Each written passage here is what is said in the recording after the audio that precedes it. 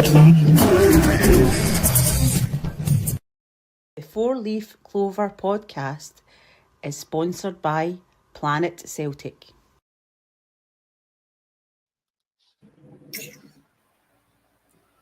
Good evening, ladies and gentlemen. Welcome to our Wednesday Four Leaf Clover podcast show. It's been an age since we've been on. It feels like our Andy's back from his wee night out that he had the other night. Our Jerry's still missing due to work commitments. He's very, very busy at the minute. So we might not see Jerry for a couple of weeks. He's really struggling to get on at the minute with work and stuff.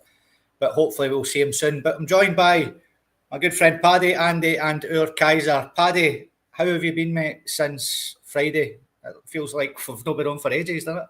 Yeah, I've been dead on, Scott. We've had all sorts here today. It's been 23, 24 degrees, and then there's people sending me pictures of their hailstones in the back garden, and we've had all kinds of weather here today. So Jesus. Just crazy, freaky weather here. So, well, it's calmed down again now. The sun's out now, so all good here, Scott. Aye, I was saying to Kaiser just before he's come into the green room there, I've still got my wind turbine right beside me here, man. It's just, I feel like Andy over there, actually. Look at Andy. It looks like he's in Spain with you tonight, mate. Near Stansted, actually. It's roasting down here. So I here for the night. Heading back up away in the morning. Well, it's murder seeing you're stuck in a cab and you can't get air and you've got windies down, there's wasps coming in and you just you're in it's like a cell you're in. You can't sleep right at night either. It's just a bit of a nightmare. But my fan has just collapsed in front of me just as I was talking about it. He must have heard me. Guys, how are you getting on, sir? Yep, legend. Living my best life. As Paddy says, a bit of wee drizzle of rain earlier on the day, a bit grey, but the sun's ripped right through the clouds and nice sunshining day. So just at the time I was fancying going for a nap and that, and we've got the pod today. But I was just sitting on the couch here just thinking to myself, well, I could crash out. Not on the cards. Not on the cards, mate. No, when we've got a podcast today. Aye, loads been happening since we were last with you on Friday, and we will get to it. On Friday's podcast, Lubo Moravcik got the number 10 jersey. I'm feeling quite sad tonight, actually, because it's going to be the number 11 jersey is going to be our last player to fit into the Four Leaf Clover podcast 11. So far, we have Artur Boric as number 1, Danny McGrain number 2, KT number 3, Roy Aitken number 4, Virgil van Dijk number 5, Lennon got the 6 jersey, James Forrest got the 7 jersey, Paul McStay obviously got that number 8 jersey. Number 9 was Henrik Larsson, and on Friday, Lubo Moravcik got the number 10 jersey. Who's going to get the number 11 jersey? We will find out at the end of the show. So let's get into it, lads. It's nearly time for us to kick off our pre-season friendlies. Here's a full list of the pre-season friendlies that we do have. And in 2 days' time, so on Friday, we go to Lesser Hampden and take on Queen's Park. Then we take on Cork City. We've got a little profile on one of their star players who has been linked with Celtic. We'll have a wee chat about him later. Then we go to Portugal on the 12th of July. Get out the way on the 12th. And we've got a wee friendly over there. Then we're playing Sporting Lisbon on the 16th, 4 days later. And we're back to Celtic Park for that big game against Newcastle United. And then we go to Lake Como to take on Ajax Al Ali, I think it is, and Como, if I remember right. So hopefully we're in that Como Cup final on the 27th of July. So that first game there, Paddy, on Friday, Queen's Park, we seem to have a wee bit of an affinity now with that team. It looks like we might see a couple of players going there as well. What sort of lineup do you see Brendan putting out against them? Maybe 2 teams for 2 halves, or what's your thinking behind it? I think that's what it'll be, Scott. I remember last year, they did a game against them last year, and it was basically a scratch squad completely. Very, very few first-team players involved. So the players have literally only just gone back to pre-season training, so I wouldn't expect too many of the first team in this one, Scott, to be honest. I can see him going with a sort of second string there. Obviously, they've been working hard at Lennoxtown, but they're going to need a few sessions to get their legs under them again. But you know what? It'd be nice to see some of the guys that we've signed. If it was possible to maybe get a look at the likes of Callum Osmond or even Benji Nygren or something. It'd just be nice to just see them in around the place if we could even get a look at them. But I'm not entirely sure, Scott. I think this one maybe comes a bit early, given the fact that they're only back. I think the players only reported back last Friday. Some of them are not even back. The international guys have obviously been given a wee bit of extra time. The likes of Alistair Johnson and them guys that were away on international duty. So, listen, this is an awkward run. You could just see any kind of a team. And I remember sitting down last year thinking, here we go. That it was great to have the football back. And then out came the team. And it's like, right, okay. So it's like an under-18 team. So you could very well see something like that again. But listen, it's just hard to believe, Scott, that, it just seems like yesterday when we were finishing up the season, even though it was a disappointing end. But you're looking forward to a bit of a break from the travelling and stuff. But here we are just about ready to embark on it once again. So it'll be nice to see the players back. But as for the team on Friday night, Scott, I don't know. I think you could just get a mix of anything there. Aye, exciting times ahead, Andy. 4 new signings in already. It'd be good to see KT in that Celtic jersey again as well. We've not actually had a chat yet about what we're going to do on Friday night. Will we just do a post-match then so everybody can watch a game, or will we do a full podcast? We'll have a chat about it in the green room after the game. But what sort of, after the podcast, what sort of team are you expecting to see out on Friday night, Andy? Just before I go into the lineup, Paddy Boy put a comment up. I bumped into him at Gracie's. Cracking guy, speaking to him for a while. Him and his boy watches all the time, so it was nice meeting you, Paddy. I think we're going to see players we don't normally see, to be honest with you. I think that's what these games are for. And it's against Queen's Park, who we've got a kind of agreement with now as well. So it gives us a chance to see players that are probably in the background most of the time for Celtic. Hopefully there's got to be some first-team players in there as well, because obviously it's started pre-season. You want to get some game legs into them, don't you? So I'm just looking forward to seeing Celtic back on the park again. In fact, I got an email for Celtic today saying I was unsuccessful in my attempt to get a season book that season. Same with my missus. So back on the waiting list for year number 6. Kaiser, Queen's Park on Friday night. I've just had a look there because I wasn't sure what the kick-off time was. And the kick-off is 7:45 on Friday night, UK time. So I think we'll just end up doing a post-match show so that everybody can watch the game. It would be pretty silly as to miss it by doing a podcast. So I think we'll just do a post-match show. What sort of team are you expecting Brendan Rodgers to put out on Friday night, Kaiser?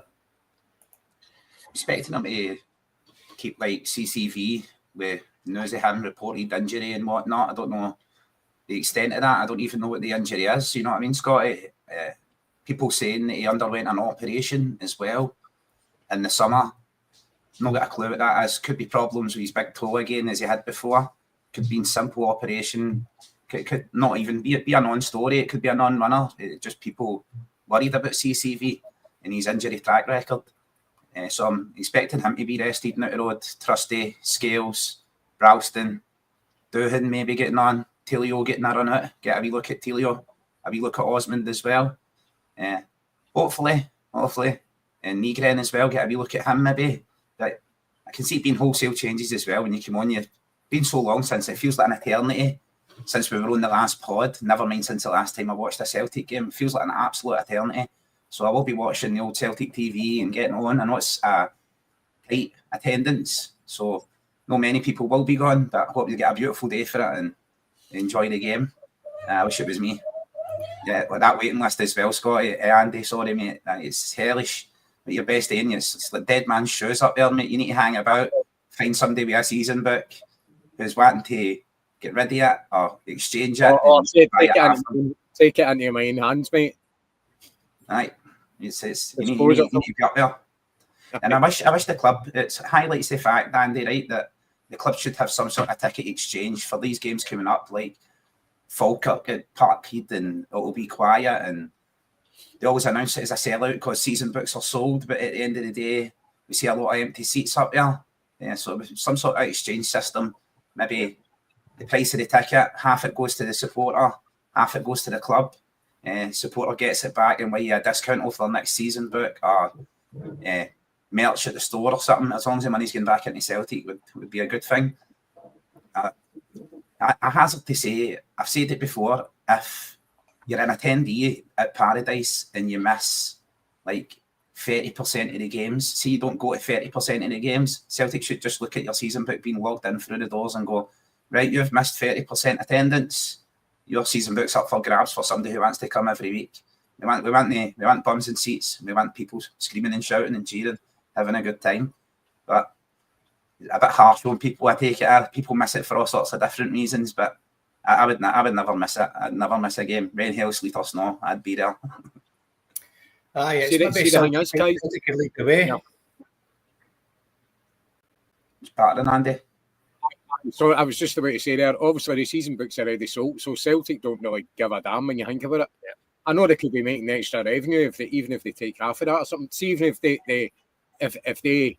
they put their half to the Kano Foundation or something like that, it'd be more popular. Do you know what I mean? More people would be inspired to kind of go down that route, which would be a good idea. But you're spot on, mate. I think Celtic could lead the way with that. I'm not sure if other clubs in our leagues do it, but it's definitely a good idea, and it's maybe something we can have a good chat about one night. So, 4 players coming in, players leaving as well. We spoke about it last week. We told you that Greg Taylor is for the Offski. Brendan Rodgers said that he found out because Greg actually phoned him, which was nice of him. I would imagine they had quite a close relationship. Brendan made it very clear that he did want him to stay. And this is what he said to Celtic TV. So he praised Taylor's contribution both on and off the pitch. He rang me to tell me what his final decision was going to be. I've made it clear all the way along. I'd love to have kept Greg. A brilliant servant, a brilliant player for the club, but also a really good guy off the pitch. Really well loved in the changing room, and he played for us really big on the pitch as well. So Paddy, he's away to Greece. The fans are absolutely crazy over there. He's gone to a nice part of the world. We did speak about him last week and said that he was fully off, and it has been confirmed now. What's your thoughts on Greg Taylor leaving, mate? Looks very strange in that strip, doesn't he? It's hard to watch that, Scott. I thought Greg Taylor was a fantastic servant for us. You know, yes, he had his limitations as a player. We're all aware of that. And he was targeted because of his height by more than one team. But listen, the guy couldn't do much about that. But you can't question his commitment. And when you see the list of trophies and medals that he's won, it was a fantastic move for him to go from Kilmarnock to come to Celtic. You know, nail down that spot, make it your own, and you know, probably even develop in that inverted fullback role probably better than anybody else we've seen.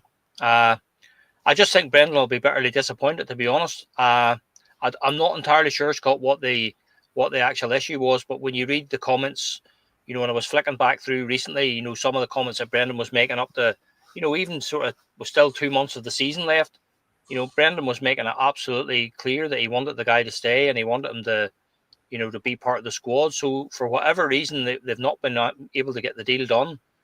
You know, now maybe Greg Taylor was making ridiculous demands. I'm not entirely sure if that's the case or not, but I just feel that, you know, maybe the club didn't do enough to try and, you know, bridge the gap between him and between themselves and Greg Taylor, given the fact that Brendan made it clear that he wanted him to stay. But listen, it's done. It's over with. He's a PAOK player now. And I wish him all the very best. He was a fantastic wee player. You know, as I say, the one thing about Greg Taylor, he said himself, he left everything out on the pitch every time he pulled on the hoop shirt, and that's all that you can ask for. You can't ask for any more. So it's a fantastic move for himself and his wife. They've just had a wee child, and that, as he said himself, the last couple of years have just been unbelievable for him in his career. You know, the things he's won with Celtic, he's played in Champions League football. You know, he's been involved in the Scotland squad. and now he's got to move to Greece. Go out there, a couple of years in the sunshine, lovely climate, away from the Goldfish Bowl, the east end of Glasgow, just a completely different change in lifestyle for him. And, fair play to the guy, and I wish him every success in the world, but I am disappointed, as I'm sure Brendan is, but listen, you can't knock the guy. It's a no-brainer for him. Andy, I seen on another podcast, I think it was last night, if it wasn't for KT and Robertson, he would have 50 caps for Scotland. He's been very unlucky that he's had those two guys in front of him for the past sort of 10 years. He's very marmite with the Celtic fans, isn't he? I always felt he didn't get the credit he deserved. Was it maybe because he grew up, on the other side of the city? Is that maybe what it is? A few fans are sort of holding that grudge against him. And what's your thoughts about losing him as well, mate? Well, he's not the first player to play for Celtic that leaned that way as a young guy. There's absolutely no doubt you can't criticise his commitment while he was at Celtic. But let's remember, we've been trying to get a replacement for him for years. Every season there's somebody else touted about coming in and we need a better replacement there. So we can't now then say, oh, it's a shame that he's away. And of course it's a shame that he's away, but when he was here and he was doing the job and he was very committed at what he was doing, but he simply wasn't good enough because he was targeted in just about every game. So cracking guy, really good run the dressing room, a half-decent player, always gave you commitment. But we have now got a better calibre of player in, and now we need to look to get a backup that's better than Taylor. Because I think you need that. You need to grow your squad to that level that you are getting somebody that's going to compete. I know it's very hard for us playing in Scotland to get quality players like that, and especially two for each position. It's very difficult. But that's been a problem for us, that position. There's a reason why he was targeted all the time, and we know what it is. But absolutely no bad blood with Greg Taylor. I hope he goes away and has a cracking couple of years, however long it is, in Greece, and brings his wee baby up in the sunshine and they have a fantastic life, because he done a fair job for us. So absolutely no bad blood for my thoughts when it comes to Greg Taylor. But I'm really excited that KT's back. We're getting a player back who is a better player than when he left. More mature, a lot more experience and stuff like that, playing against better players. So we've got somebody who's world class in that position, in my opinion. No, mate, you're absolutely bang on. And Kaiser, he has batted off everybody that's came in to challenge him for the jersey. And this is the first time, I would say, that he's obviously had somebody who's going to take the jersey off of him. And, he's not prepared to play second fiddle. That's pretty obvious. We're going to have to get better than Greg Taylor in to cover KT, because we do know that his injury record is obviously there as well. Just what's your thoughts on that, mate, and what's your thoughts on wee Greg finally shooting the craw? Yep, funny you should mention shooting the craw. I did see a article where that club Palk's chairman tried to take a gun on the field and shoot a referee in one of their games. So talk about their fans being mental there. Wait till he gets a load of Taylor playing left back. He'll be able to try to shoot him and all. You know what I mean? Fantastic servant for Celtic. As you says, whoever came in, we were always looking for a replacement for Taylor. Whoever came in, he just fended them off, be it his personality on the training ground, his adaptability, his style of play, overloading in midfield. Very much an absent left back when he pushed forward, but looking for a better left central defender there to come over and cover the positions. Things I don't think Scales got enough credit for as well. Really peeling out to the outside and covering Taylor when he was in that overload and inverting. Basically playing as a back three there. We basically go back to playing as a back three, play four in midfield, get Tierney up there on that midfield side. Looking forward to seeing Kieran Tierney obviously back in the hoops. Fantastic player, absolutely world class.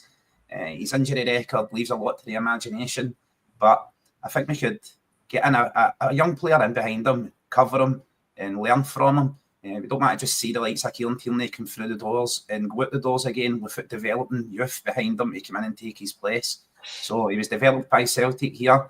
managed to sell him on 25 million, and he's come back on a free. It's just the ideal transfer model, that, innit? Just made us 25 million and then strode back up the road on a free. Absolutely brilliant. Greg Taylor as well. Good luck to him. Good luck to his family. Warmer climates, better lifestyle, different food. You'll love it. You'll absolutely love it. I wish him all the success. I wish him all the success in the world.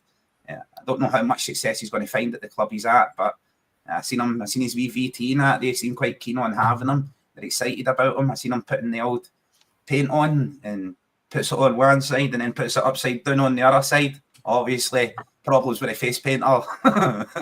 Just like the club over here. I've seen Boyd messaged him on Instagram as well, asking him, is that him back to supporting the famous fucking Rednecks? And he says, nah, most successful club in Scotland for me, for life. So I like that as well. No missing an opportunity to stick one on big fat boys' chins. Pick one of the chins, but stick it on it. So you can't fault his commitment to Celtic. I just can't. As much as I've said before, 220 games or something for Celtic and only wanted a new left back for 219 of them.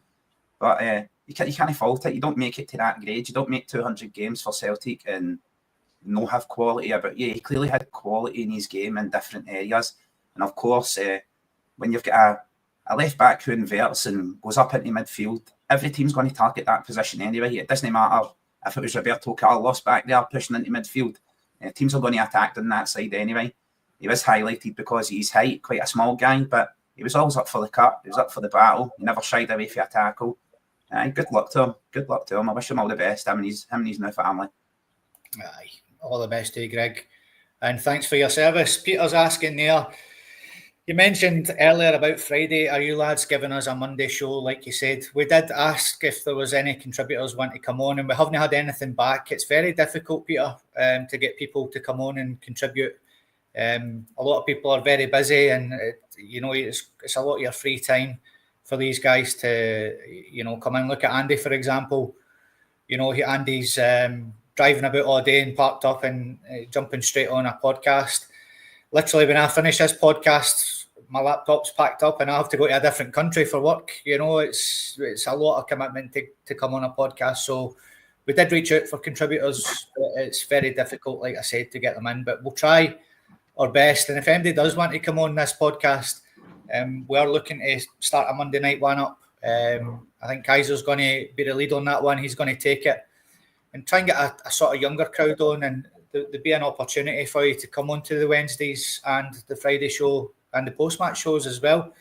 We've got a team of 5 here. We are Jerry, and we're just, it's really difficult to get on, and we're busy. Guys drop out and things like that. So if anybody's up for it and wants to come on, then let Andy know on his Twitter there, let Paddy know on his Twitter, or Kaiser if you've got him on social media. Just let any of the lads know, and we'll have a wee video call with you, me and Andy, and we'll have a chat and see what happens. So it's there for everybody if that's what you're into, and we'll get that Monday show for you. So guys leaving, guys coming in. Paddy, maybe a guy we'll see on Friday night. Callum Osmond came in the door as Celtic's 4th signing. So KT, Doohan, Negrin, and now Callum Osmond. I know we all had a look at this wee guy on YouTube. He does look pretty good. Looks like Johnny Kenny's falling off. So Brendan Rodgers did say that he's going to get a lot of game time during this pre-season. Do you see him as one of the starters on Friday night, mate? And are you looking forward to seeing the boy in the jersey? I can't wait, Scott. He's the one that I'm most excited about of them all. And I include Negrin in that as well. This guy just looks unreal. And I've done a wee bit of research. I've been speaking to quite a few Fulham fans online, and they're just absolutely devastated that he's gone. A bit like ourselves, they feel about like the way we're doing about the likes of Daniel Kelly, Rocco Vata, one or two other guys like Daniel Cummings and that who've just left as well. So Fulham fans are feeling the same with him. They're just devastated they couldn't get the deal done, because when you see the clips of him, like I seen the hat trick he scored against I think it was Chelsea, and he played against Spurs, in that one of those cup competitions, and the guy's a born finisher, Scott. You can just see he's absolutely he's absolutely lightning quick, and when he gets in there, in around the edge of the box, he can finish. Very cool finisher, steady, You know, he's not one of these guys that's going to blaze the ball over the bar. He seems to be able to pick his spot. And if you haven't seen the wee clips, there's been a couple of clips of him actually doing a bit of training at Lennoxtown, and you know, just the way he takes the ball in, turns, bang into the top corner. The goalkeeper never even moves. He really looks sharp. So the thing I like about him is he's coming with a great deal of confidence in his own ability. Brendan has said that he's actually asked him, he wants a chance. He wants the chance to be the man. He wants a chance to go and prove himself. So, you know, listen, I don't like harping back to Fulham and Moussa Dembele, but you know, like I was the same when I was like, who's this guy? Who is this Moussa Dembele guy? You know, and we saw what he was able to do within a few short weeks. He didn't sign for Celtic until July, and by September he was banging in a hat trick in Brendan's first ever Celtic Rangers game. You know, so the signs are good. You know, he comes from a very good club, a very good youth set up there. And as I say, I like the fact that the young lad has the confidence and he has the courage of his own conviction that he feels he wants to be given a chance to be the striker at Celtic. And that's exactly what we need. You know, we've said it all through last season. I just feel Adamida is not up to it at the minute. You know, he doesn't score the goals that he should do. So let's give this young lad let's give him a run. Let's give him a chance to see what he can produce. So hopefully we maybe get a wee chance to get a look at him on Friday night, Scott. Aye, Andy, it'd be great to see this boy on Friday night, wouldn't it? He's certainly very, very exciting, and it looks like he's coming in already to rip that third jersey off Johnny Kenny, who looks like he's fully off. A boy you'd like to see on Friday night, Andy? You're muted, mate. Muted. Sorry, it was a plane going out. I had to mute it because of the noise. Forgot about it. Hopefully we'll get to see him. Obviously, I've only seen the YouTube clips, but he looks a very exciting player, talented, gifted, technically very good. And I like to look at him. Can't wait to see the team back on the park, to be honest with you. But we seem to have a good kind of record when it comes to form. You know, with Matt Wrigley came through that system. We didn't get him fair him, and Maurice Jens as well. Was it Fulham with Matt, you know, and he was a half decent player actually. You know, I was kind of disappointed when he left. So yeah, well, they've got a quality set up. We talk about Bernardo and the Benfica academy. That's, you know, it's quite the prestige there where it comes with good stock. The Fulham's got a good academy as well. They seem to give their players a chance, and you can understand them being gutted because for what we can see, the footage we have seen, it looks a bit of a capture. It was a bit of a coup for Celtic to get him for a club like Fulham, you know, and I'm pretty sure he could have went elsewhere. All right, he's not made any kind of first team appearances, but for sure that's going to change at Celtic, and we'll really get to see him. And when I've seen his interview, I thought this boy's really confident and his ability, so he's definitely come near to do his job and do his best. Plus, he's going to learn at the same time as well. After Brendan and other players run about him, so interesting. Might give a wee different look to the side, you know. That positivity, I think we've been kind of missing that in certain areas. So I'm looking forward to seeing him, not just him, but the other ones as well. Aye, and Paddy Roberts as well was another one. James just mentioned there. That was another one we got for Fulham. So good conveyor belt of young talent coming through there. Maybe it's something we'll need to keep an eye on. So Kaiser, Callum Osmond, very Kyogo-esque, I would say, looking at the boy. His movement's good, finishing good, bit of pace about him. I'm not saying he's replacing Kyogo, obviously, but a younger version. Good to see. Hopefully we see him on Friday night, mate. Yeah, young player there, as you said, Scotty. Quite physically stacked, brimming with confidence. Seems quite well developed and quite well built as well. Very Gary Hooper-esque, in my opinion, with his height and abilities. And if he could be half the player Gary Hooper was, absolutely fantastic. Absolute coup to get him in. We were talking in the green room just before the show. Me and Scotty, before the other guys came in as well, just had a wee word on him. And just referencing if this Osmond coming in signals the end for Johnny Kenny. One of the other boys had mailed me earlier on and said that he was supposedly down at Preston for a medical. They were thoroughly impressed with his physical condition and the shape that Kenny's in. But Scotty then says that he's seen him in training on the training VT, so I don't know how much water that statement carries, if he is down there or was down there. I don't really know. I'm looking forward to seeing Osman, looking forward to seeing how he performs, getting a little look at him. If it does signal the end for Johnny Kenny, then what we were brushing over basically was Johnny Kenny's experience, going out on loan, doing everything he was asked, going over there to Shamrock Rovers and scoring goals in the Conference League, which is European goals at a European level. And Osmond really playing in that Premier League too, so he's going to be playing against high quality opponents down there. Big setups, as you mentioned, Fulham Academy, Man City Academy and all that. Some of the hottest young talent in the world coming through there. So the fact that he's made it to the end of that process and he's set his sights on a club like Celtic, you guys obviously aiming very high. He's got confidence about himself. He believes in his own ability. I think that's more to the point. And he knows what he can do and he does it very well. So I'm really looking forward to seeing him. Looking forward to casting the eye over him, give him the old eye test when there's no YouTube VTs, and you can actually see him running around. So I'm looking forward to that. And I know we mentioned there, ladies and gentlemen, having starting the Monday show. Kaiser's available for the Monday show, right? Kaiser's raring to go. I'm up and ready and raring to go. And it doesn't really matter what age you are, right, or what sex you are. If you're willing to come on and you get in for a wee chat with you guys here, maybe even after the show, right? When the show finishes, we'll send you a link, come in, have a wee chat. It's just about personalities, no clashing and getting on with each other and being able to talk through your version of events. That's what it's all about. It's all about opinions in here. That's why we love the chat. We love all the comments for chat as well. Yours are just as valuable as any of us in here. And the only difference is we get to talk and stick our face to it. And I can understand people saying that when they want to get stalked, that just happens to me all the time. Just all the time. It don't never stop chatting. Aye, just get back to us on that, folks. If you're interested, just contact one of the guys and we'll get you sorted. Aye, so looking forward to seeing this boy and hopefully on Friday night. So ins and outs, gossip, it's not going to stop all summer, as we know. And there has been an inquiry, Patrick, from Legia Warsaw for this young man, Yang. They have inquired about taking him to Legia Warsaw on a permanent deal as well.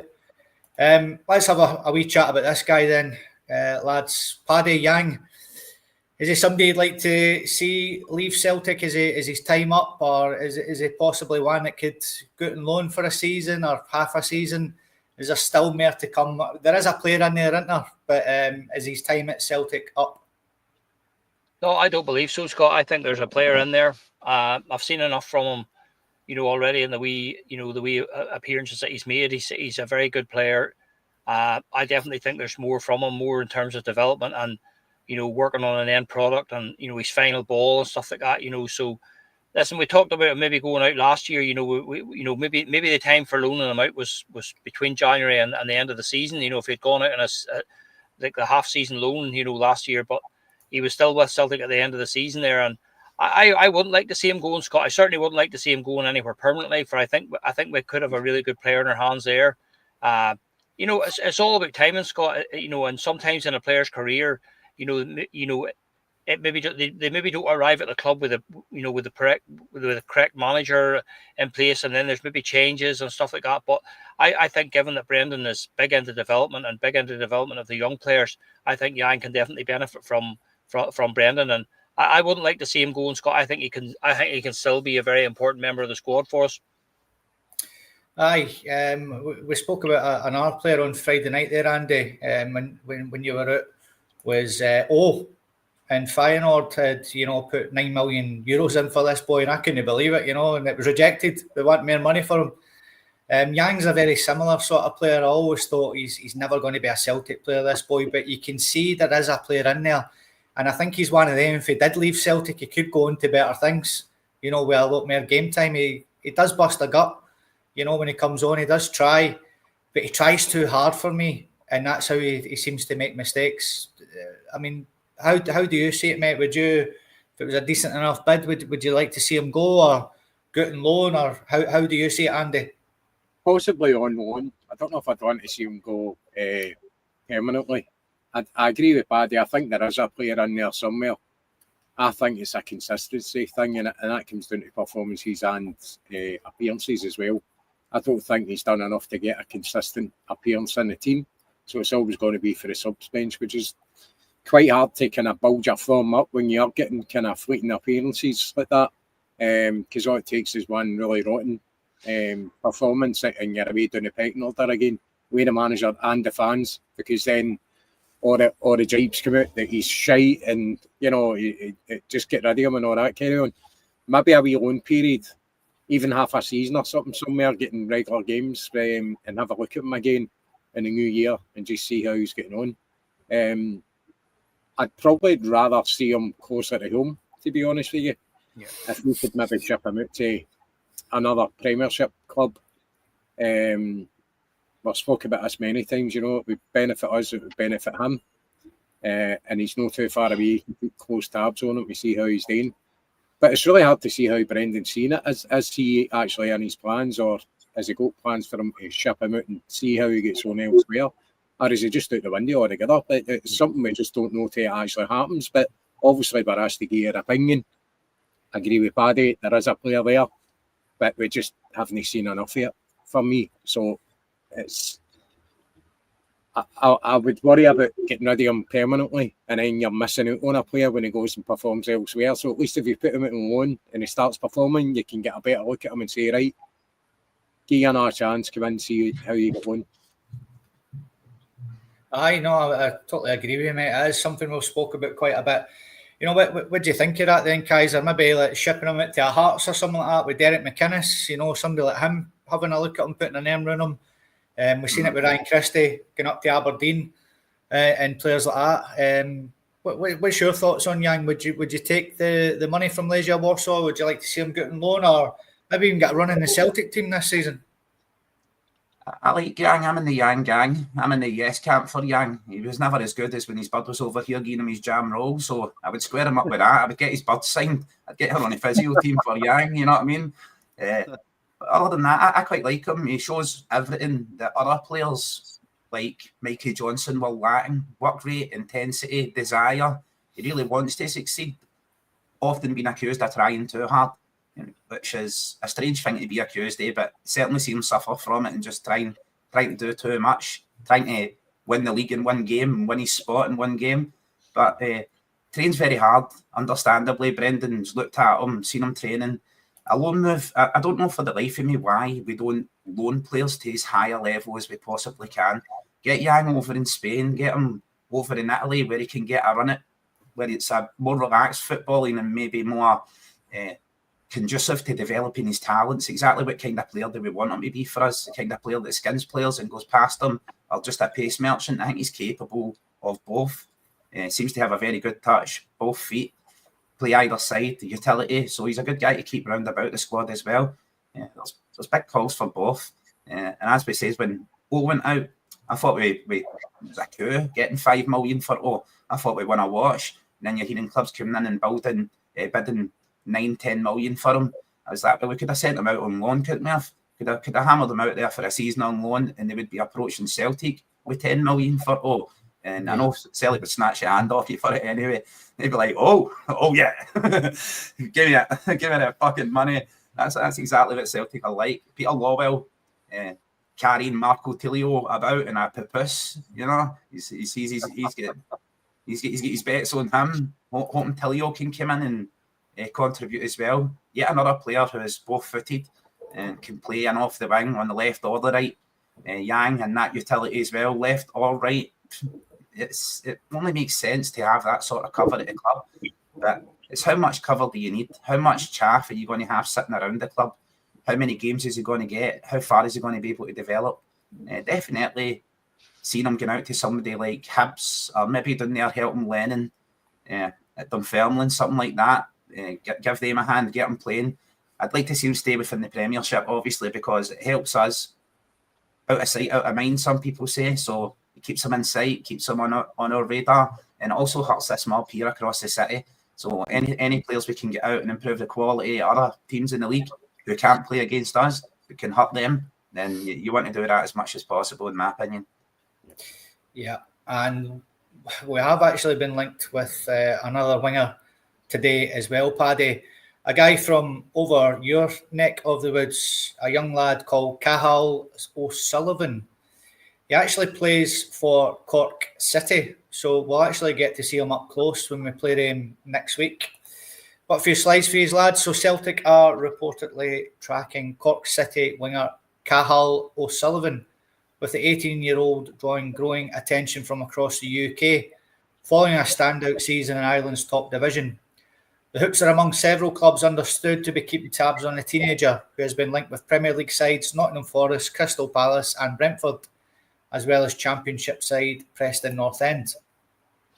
Having broken into the senior setup at Turner's Cross towards the tail end of last year, O'Sullivan has quickly become a regular starter. His form has not only cemented his place in the Cork City 11, but also earned him a call-up to the Republic of Ireland under-21 squad. Predominantly a left footer playing off the right wing, O'Sullivan is known for driving inside with the ball, linking play and testing goalkeepers with his shooting. His low centre of gravity, pace off the mark and ability to go past defenders have been widely noted as key attributes. Celtic will get an opportunity to assess the winger in person when they travel to face Cork City in the upcoming pre-season fixture. And finally, with the club continuing to invest in emerging talent, O'Sullivan's name is one that will likely stay on the radar if his development continues on its current trajectory. So Paddy, I had a wee look at this guy today on YouTube as well. I did put it in the chat. Very similar, plays very similar to Nicholas Kuhn. He's on that right-hand side where the left foot cuts in inside. He's actually scored a few Nicholas Kuhn-esque goals, bending it in the top corner, cutting in from that right wing. Have you managed to have a wee look at this boy? And, as you're over there, so you must be hearing snippets of him anyway. What's your thoughts on this boy being linked with Celtic, and do you think he'd be a good boy to get in the door? He's one that's come on the radar, Scott, within the last year or so. He's really started to stand out for Cork. He scored a few goals for them, and that's his forte. What you've just alluded to there. Great skill on the ball, pace, comes in at that left hand side on the right hand side the way Nicholas Kuhn does on his left foot.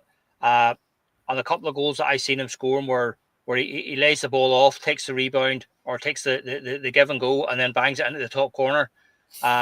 He's only 17 years of age, and we actually saw him there recently. He was called up to the under-21 squad for one of their games there. So he's a player that's just literally at the beginning of his career. You know what? I know sometimes we rubbish the whole Irish thing, and my opinion on Johnny Kenny is very simple. I just don't think Johnny Kenny's good enough. It's as simple as that. But that's not to say that this young lad isn't good enough. There are real talents over here in Ireland as well. The problem is that is can they make the step up to that level? It is a massive step from the League of Ireland to come up and to go for playing for Celtic in Scotland and also in Europe. But you know what, Scott, he may be one for the future. He's certainly one that I think we should be looking at the likes of this young lad and sign this young lad and then even just loan him back to Cork for another year. Just to let him get the 18.5 as opposed to 17.5. Let him get the 18, 19, let him develop a wee bit more there, and then bring him to Glasgow then. But he's certainly ruffling a few feathers here in Ireland. He's getting a few rave reports there for the way he's been playing and scoring goals. And when you see him, he's one of these lads that has he's got that low centre of gravity. He just seems to go past men for fun. He has a real good touch about him. We bit of the Ben Doak about him. If you remember Ben Doak, we bit similar to Ben Doak as well. But you know what? As I say, he's one of these lads that have his bags of talent, Scott. But he's at that age where we just need to see him develop a bit now. We need to let this young lad grow into a man and develop. So that's why I'm thinking, we should maybe do some kind of a deal for him and then loan him back again. Just to let him get another year's football, because I couldn't see him like breaking into the Celtic first team or anything like that just at this stage. But he's certainly one for the future, Scott. He's one to keep an eye on. Aye, bang on, mate. Absolutely bang on. And Andy, it's something, I know that you're a big fan of, getting the youngsters bleeded into the team and things like that. Is this a boy? I don't know, did you manage to get to see him on YouTube today? And if so, getting him in and getting him out to maybe a Premiership team, would that be a good idea for you as well? I honestly haven't seen one, but I've just not had the time of day at all, Scotty. Yeah. So I didn't even know about him till just before we came on. That's how much news I've caught up with today. Obviously, young player, 18-year-old. For what Paddy says, it sounds very exciting. Young talent. I don't see the point. If he's not going to come in and obviously be anywhere near the first team, I don't see the point in bringing him. Sign him up, aye. Sign him up, but keep him where he is. I agree with Paddy. He's certainly doing the business at Cork, so there wouldn't be any point in kind of dragging him away for that, unless there was real intention of him actually featuring for the first team, which it simply isn't going to happen. We've got our own players in our youth academy who really struggled to get through into our setup, which is something we need to address. But I'm all for it, that you want to see the young players coming through, whether they start at Celtic or get brought in as youngsters and developed. It's what you want to see. It's the lifeblood of the club, isn't it? If you've not got any kind of talent coming through, what's the point in having an academy at all? So, personally, I would keep him where he is, as Paddy says, for maybe another year or something like that, and then see how he gets on for there. But by all means, get him signed up. If they think he's good enough, then he's a prospect. That's what he is. Young guy, he's got a lot to learn. But if he's doing the business I would say that the level he's playing at now is a lot better than what he would be playing if he was in the Celtic B team. Because that's the issue. The type of quality that they're playing, that they're coming up against these guys. So I would keep him where he is. Kaiser, Cathal O'Sullivan, I don't know if you managed to have a wee look at him, mate, on YouTube today. He does certainly look a fantastic prospect, and there has been some big names that have came for Cork over to the shores in the UK. Is he somebody? He's obviously not going to get in the first team. He'd be lucky to even get on the bench, to be honest with you. But do you agree with the guys and keeping him in Ireland, get him signed up, keeping him in Ireland, or is he a player you'd like to see come over and maybe go to an SPFL team on loan just to see what he's like on these shores, sort of things? Mm-hmm. I did manage to go and watch him today, Scotty. Watch some of his clips and that. Fantastic. Just blazing by players over there for fun. Excellent finish, stroking balls into the top corner. And understand that's not every single game, but really fast, pacey and off the wing. Very Kuhn-esque, except he can beat a man. 18 years old, or just coming up for 18. If you're good enough, you're old enough, in my opinion. And we need to take advantage of what we have at Celtic. And that's the player development that Brendan Rodgers provides.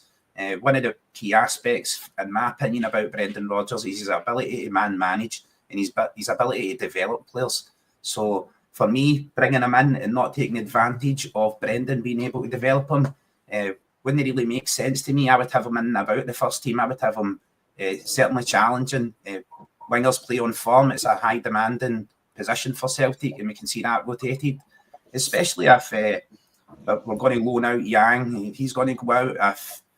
If other players are looking at moves as well, it's all still up in the air. Very, very early in the window, but I'm excited about the kind of players that we're looking at, the kind of talent, especially when I went and watched this young man today on YouTube. I was like, this young guy looks like an absolute talent. Quite well built again, quite stocky.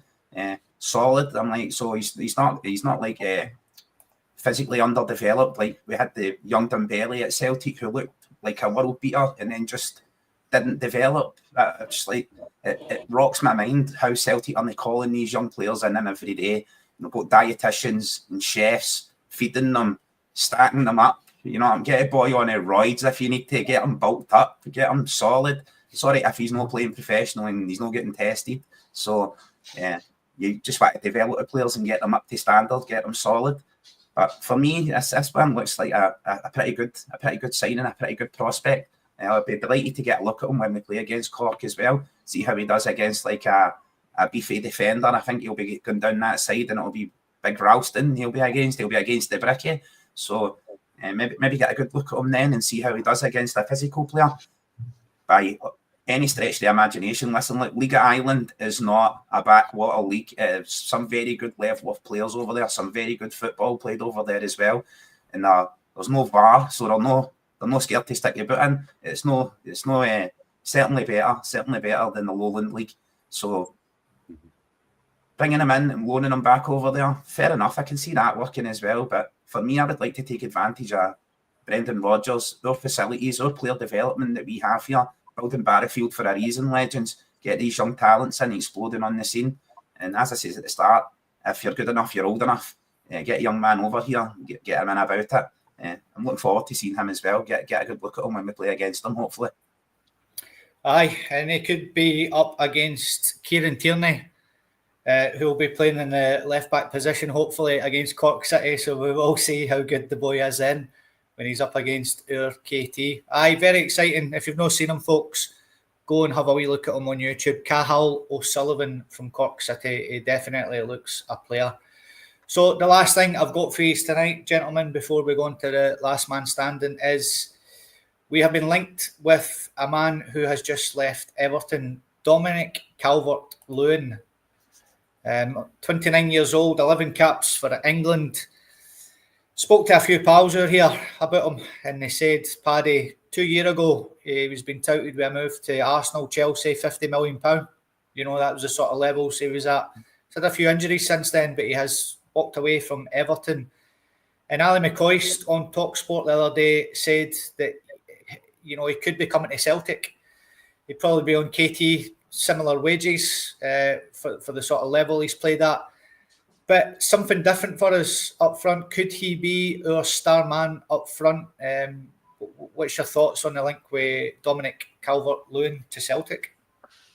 I think the link, Scott, is nothing more than that. I think it was just a bit of a chat on a talk show. I'm not sure if there's any concrete interest from Celtic, but you know what? He's a quality player. I remember watching when he first broke into the game.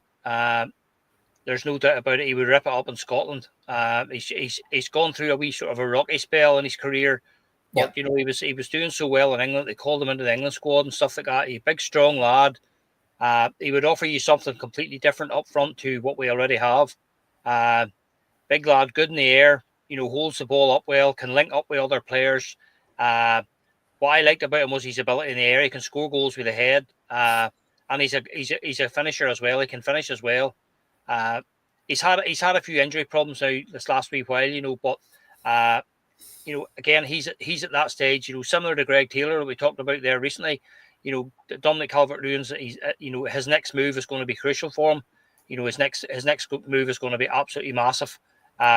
So I can say again, it's a tough one, Scott, because I don't think the link is anything other than just, you know, them chatting, you know, hypothetically on a talk show.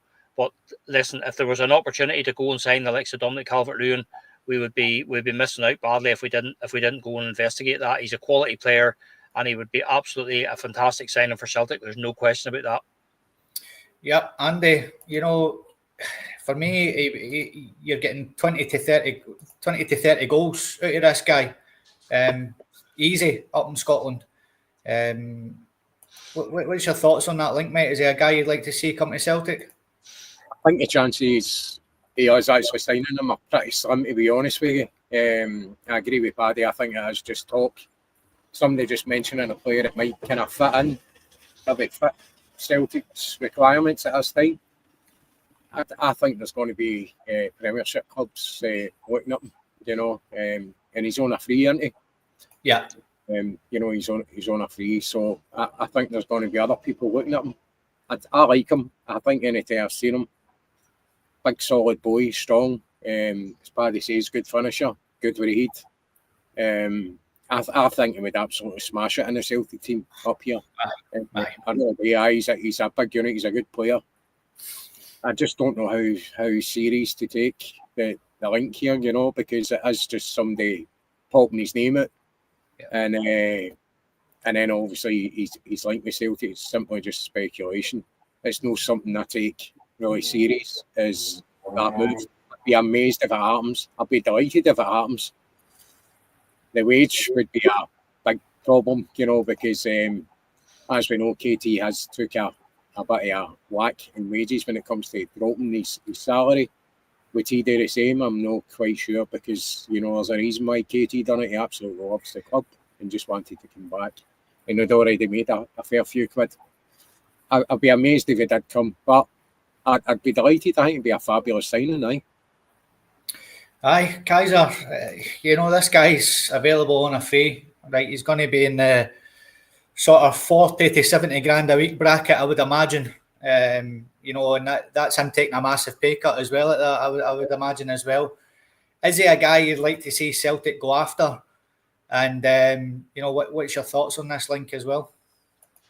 Yeah, I think the guys are spot on. Anything Fat Sally says you need to take with a pinch of salt. You know what I mean? He's probably still on gardening leave for Ibrox, so you need to take that with a pinch of salt. But yeah, I definitely think he would score a barrel load for us. Paddy saying there, he's good in the air. That's music to my ears. That's what we need. Somebody who can score goals with a head. Crosses, 30 odd corners a game, never convert any of them. So if we're getting somebody in there that can do that, and like I says before, when I was talking to you, Scotty, before the show, some players reach that stage in their career, what is he, 29 years old, and they start looking at their trophy cabinet and what they've won and what they've not won, and all the wages and millions he's been getting paid down south. Starts to look, it's just numbers. It's just numbers on a bank balance. He's not got trophies he can point at and show his kids and go, there you go, I won this, I won that. Scottish Premiership, I played in Champions League. Celtic are a very attractive offer. Good reasons for him to take a cut in wages and come to Celtic. I know he would be on one of the higher earners at the club, but you'd expect that to be returned for the quality he provides. If we can find 10, 20 goals a season for crosses, corners, it looks at this big man, he'd score about 30. Paddy says as well, he's a finisher as well, get the ball down to his feet, and he's a player. Physically robust, strong. Yeah, it's a no-brainer for me if he's on a free transfer. You look at him right now. If we were going to purchase him at 29 years old from Everton, if his deal was running out and we were going to purchase him, we'd have to pay about 20 million for him. So if you bring him in, sign him on a 4-year, and you look at that 20 million, you balance the books against that, how much are you going to pay him in wages? It starts to make sense, really. What's his goal return going to be? Is he going to come in straight away? Are we going to take a look at him? Is this given the old, once we qualify for the Champions League, everybody seems to know exactly what Celtic's business strategy is. Once we make the money, we'd like to keep it. Millionaires don't become millionaires by spending money. They hold on to it. And our board's as tight as a dolphin's arse, absolutely watertight at 10,000 fathoms. So trying to get money out of them is hard work. But that being said, look, I like the idea. I like the prospect here. I certainly like the sound of those headed goals. I like that. His fashion sense leaves a lot to the imagination. He is very much just having an innocent gasoline fight, Zoolander style. So yeah. I don't know about that. We need to educate him. As long as it's green and white and he's wearing it. I heard a lot of people say he'd love that third strip. he'd love that third strip. But I love it as well. I think it looks a lot better now that I've seen it on Paddy as well. I'm like, I actually quite like it. I like the off-white. I like the pulse as it across the sound wave. So I actually quite like it. I've got a fly stalking me here as well, lads. I'm trying to get rid of it. Absolutely stalking me. It must be my breath. It smells of shite, I'm talking. Aye, so hopefully Dominic Calvert comes in to Celtic. He has a bit of quality that we definitely need up front. And so I think we could look forward to a corner from KT being flicked on at the near post by CCV and finished by big DCL at the back post. Yeah, exactly, mate. It's perfect for KT coming in and whipping the balls in, things like that, mate. So I would get him on board and pay the guy what he wants and get him in. He's definitely a touch of quality. So we've had over 170, 180 watching us live, folks. If this is your first time watching the 4 Leaf Clover podcast, please like, share, subscribe, all that carry on.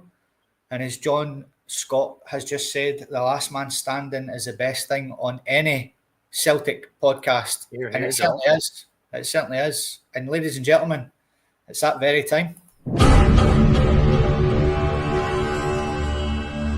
Last man standing.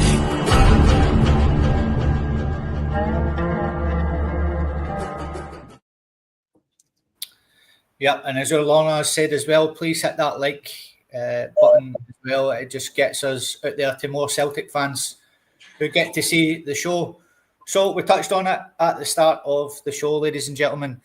Our last man standing lineup. For those who haven't seen it, this is players that we've seen in our lifetime. So you'll notice there's no Lisbon Lions in there. We're playing in the formation that Celtic play in just now, the sort of 4-2-3-1. the two wingers, the number 10 and the striker. We've went old school with the numbers 1 to 11. 1 is Arthur Boric, 2 is Danny McGrain, 3 is KT, 4 is Roy Aitken, 5 Virgil van Dijk, 6 Neil Lennon, 7 James Forrest, 8 Paul McStay, 9 Henrik Larsson, and 10 Lubovic. I'm not even going to try and say that name. So tonight, the panel are going to be picking their number 11, their left winger. We've got one space there out on the left-hand side. So left winger, left midfielder. I've got 10 for the guys again. We'd like to see your comments. And as ever, the panel are going to actually pick the number 11 tonight because there's 3 on the panel. But we do like to hear your opinions. So get them in and I will definitely get them fired up. So the first 2 for this evening. For you, Patrick, I'm going to go around the table tonight. So Paddy's not going to get the first say all the time now. We'll go around and we'll mix it up a wee bit tonight since it's the last one. Up first for you, Patrick, for that number 11 jersey is Owen Archdeacon. And he is up against Paddy McCourt. Who is getting that number 11 jersey for you? Both really good players, Scott. Owen Archdeacon, very, very underrated player. Came in, did a really good job for Celtic. Just was one of these wee guys that could never really could never nail down a regular first team spot.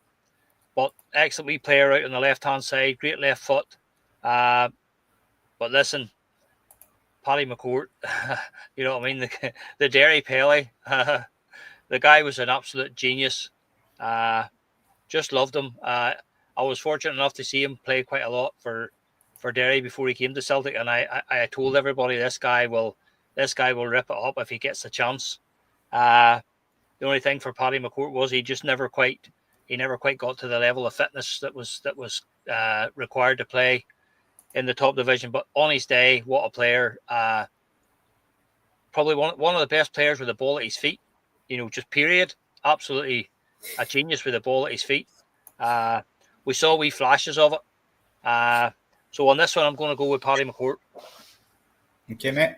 So Andy, it's over to you, my man. Owen Archdeacon or Paddy McCourt, and why? I don't know if I'd agree with Punch when he says that Archdeacon was push. I think he was limited in his ability. I'll give him that. He was pacey. He was tricky, but there's no comparison when it comes to McCourt. And as Paddy said, it was his kind of dedication to training and stuff like that and running. He just didn't want to run, the guy. He could run if he really wanted to, but he didn't want to. He did make runs when he had to. Look back on that superb goal he scored against St Mirren. I was going to say off street, but it was St Mirren Stadium. I don't know if it was still off street. I can't remember. I think St Mirren Stadium or whatever it's called. Fantastic goal. But fantastic player, really naturally gifted. And didn't really see a lot. I mean, I think Archdeacon went to Morton, I think, for Celtic. I think that's where he ended up. I'm pretty sure he went to Morton. Paddy went down south, didn't he? Did he go to Bradford? No, Bradford. Where did he go to? Down in Yorkshire. Well, pretty sure. Can't mind. Pretty sure he went down south, but it was probably his professionalism that kind of let him down a wee bit there. It certainly wasn't his natural ability. Very gifted player. And so it's McCourt takes the jersey for me. So, Kaiser, Paddy McCourt has the number 11 jersey, but are you making a case for Owen Archdeacon, mate? No, I'm not, mate, because I went Paddy McCourt as well myself for Derry Pelly, and I seen somebody say even half pished with a fag in his mouth, Paddy McCourt all day long. He probably was usually half pished. That was a problem by the time he got over here, lacking his professionalism. Just naturally gifted, but just good enough to be here. Very much like Big Tam Rogic, absolute cavalier of a player, fundamentally skilled, just gifted by God to be as good as he was. I wish we had him longer. I wish he was dedicated. Could have went all the way to the top of the game. That guy, he just had that level of skill, just tearing teams apart. And when he did score, it was utter filth. was utter fault. He was tearing teams apart, running through them like a dose of the crabs or a dose of COVID, and rattling the ball into the back of the net. So for me, yeah, McCourt all the way. I'd have went the same way as the two lads there. And 90% of the chat as well. Loving the hairdo as well. Absolutely loving the hairdo. It looks like the Hulk, doesn't it, before he turns green? Hulk hair before he turns green, man. It's mental. So Paddy McCourt has the jersey, Patrick, and now he is up against, somebody called it in the chat, Bobby Petr. Oh, tough one. Bobby Petr was one of my favourite players. I'd have to say I love the guy. When you think back to Martin O'Neill's first year, we came in as a completely unknown. We didn't know anything about the guy, but he just set off at pace. And we imagine in the 6-2 game, do you remember him just going down the wing, tearing Rickson a new one? Big part of us, even in that European run that year, quality player. It's a tough one. It is a tough one.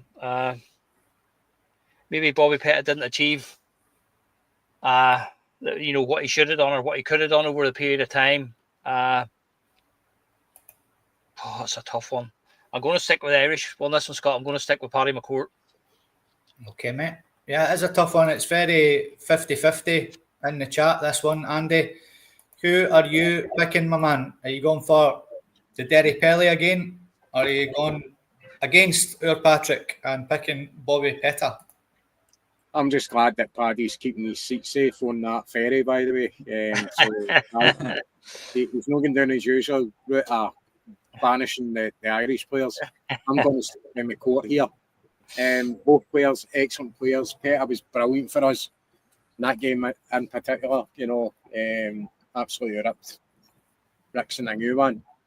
Some great performances for Bobby, but I think natural ability-wise, just what you watch, Paddy McCourt for me. Okay, so Kaiser, Paddy McCourt still has that jersey. Are you making a case for Bobby Petr? I would have made a case for Bobby Petr. I remember his song, There's Only One Bobby Petr. He was shite, now he's better. We took him to mass, now he's pure class. Walking in a Petr wonderland. You don't earn a song at Celtic unless you're a certain calibre of player. I loved Petr as well. Absolutely fantastic for us out there in the wing. High demanding position at Celtic, a winger. They come and go, some of them fall by the wayside. But once it came in and managed to make it, I've got respect for them. I liked Bobby Petr as a player as well. I would have went with Bobby Petr for his overall contribution over McCourt's skill for what McCourt managed to offer us when he did offer it. I think Bobby Petr just gave us just a little bit more, just nicked it. I would have went Bobby Petr, but McCourt's got the shirt, and that's how it is. Certainly has. So Paddy McCourt is keeping the jersey. Is he going to go on one of his mazy runs and keep it right to the very end? Or will he lose it to this man, Patrick? He's now up against a man who's just came back to the club very recently, Sean Maloney.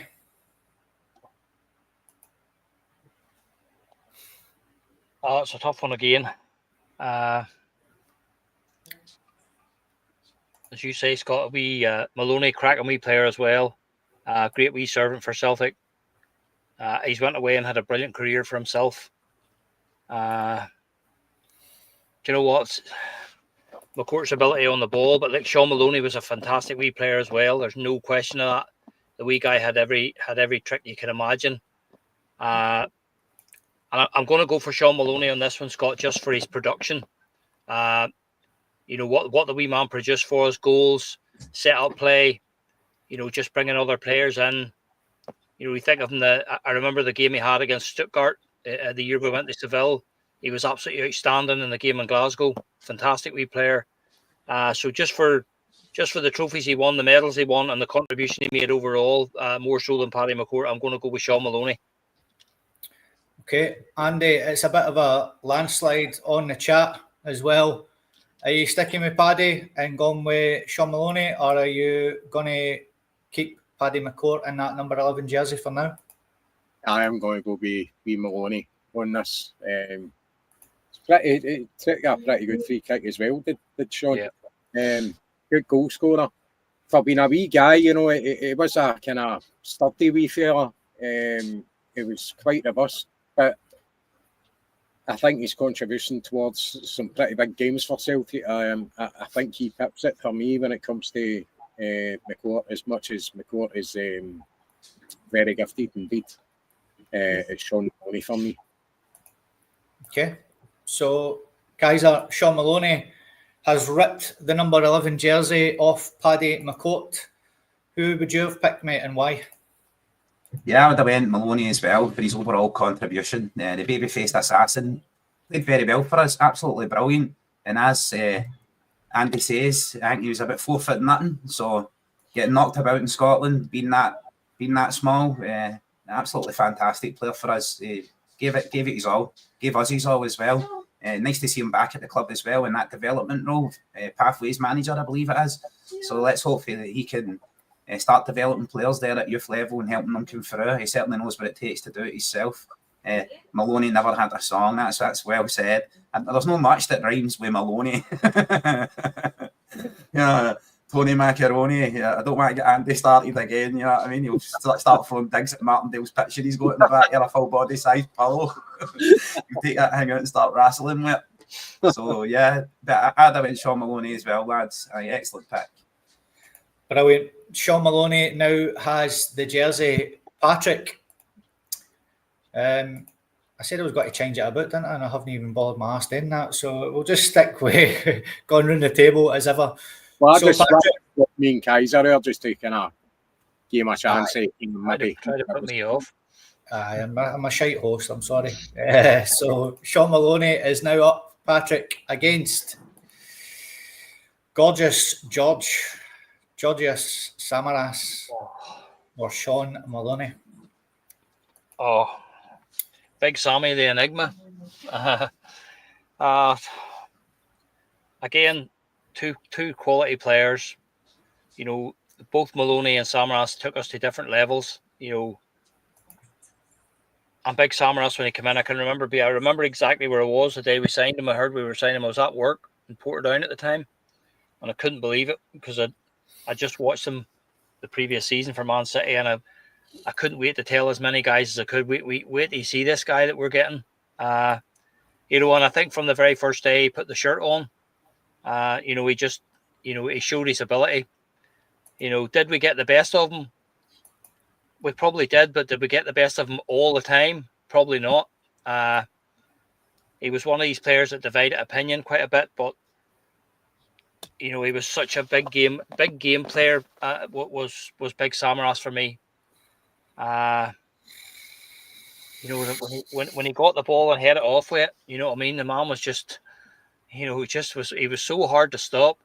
I think one of the Celtic players, I can't remember who it was, I think it might have been Scott Brown, said that how were we supposed to know what Sammy was going to do when Sammy didn't know what he was going to do himself? And that was him. But, you know, you can't argue with the guy's ability. Another one of these players, as we said, he probably knew very little, if anything, about Celtic, but he very, very quickly he was a cult hero, Big Sammy. No doubt about it. It's a tough one, Scott. But he was a massive player for Neil Lennon's team. Massive part of that. I'm going to go with Big Samaras on this one. Oh, Big Sammy. Big Sammy gets the jersey for now, Kaiser. But you're going to give poor Andy the first decision of the night. Are you going for Sean Maloney or are you sticking with Georgios Samaras? Very, very, very tight one. For me, Big Georgios Samaras, completely unplayable on his day and then unplayable other days for different reasons. But absolutely fantastic for us. I loved his attitude. He went into European stadiums and he was pushing people out the way, like, fucking move. I'm Georgios Samaras. I won the European Cup with Greece. Slap, get out the road, bang, boom. What was it? The Euros that Greece won. And he was part of that team. He went all the way there. He had that big dick mentality that Adam Ida is lacking. That's what I'm talking about with that mentality to be a top striker at Celtic, a top player at Celtic. Aye, that's swagger. It's something you've got about you or you've not got about you. Some people would say alpha or sigma or whatever you do, whatever it is nowadays and age. But yeah, Big Samaras for me had it. So I'm sorry, Andy, I didn't put it to you and give you the deciding factor. You know, maybe I swapped his back. Swapped back. But yeah, for me, Big Sammy all the way, man. His range, his ability, when he got up to speed as well, running was just unstoppable, utterly unstoppable. And probably the best hair I've seen outside the Celtics ladies team. Absolutely conditioned to perfection. So Sean Maloney only had the jersey for one rung on the ladder, and Georgios Samaras has got it. But do you make a case for the wee man? I'm going to go Big Sammy. Mind that Eurovision where the bearded lady won it. It was a split region. I was convinced it was him that won the Eurovision. So I forgot about that. Win the Euros, we got Eurovision as well. I loved him. I love Big Sammy. I thought he was a fantastic player. Bit of an icon. Obviously, his wee relationship with WJ as well, you know, that continued actually. I know he still keeps in touch with him and he's been back before Big Sammy and seen the wee man. So it was brilliant with him, but a superb player for us. Man might be a lot of fans for obvious reasons where sometimes he would turn up, other times he wouldn't, but certainly when he did turn up, it was a fabulous player, scored some brilliant goals and just had that kind of, he did have that swagger about him. He certainly was a confident player, and rightly so, because he was a brilliant player for us. He was here for a few years. How long was he with us? Was it about 5 years maybe? Yeah, maybe aye. Running about that, aye. Aye, so I mean, he gave us 5-year service. And Maloney again, cracking wee player, but I loved Sammy, and I was gutted when he did leave. I used to stick up for him all the time, and you hear people giving him pelters and all that, and I would fucking leave him alone. Thought he was brilliant. So Big Sammy for me gets the jersey. Okay, so Big Sammy has got the jersey. He's got 5 more players to try and keep the jersey off. And I'm going to come to Kaiser first now. I'm going to mix it up for these last 5.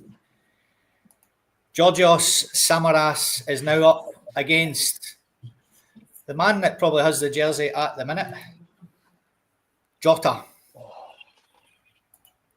No, that's a tough one. That is a tough one. Both stints, Jota for me.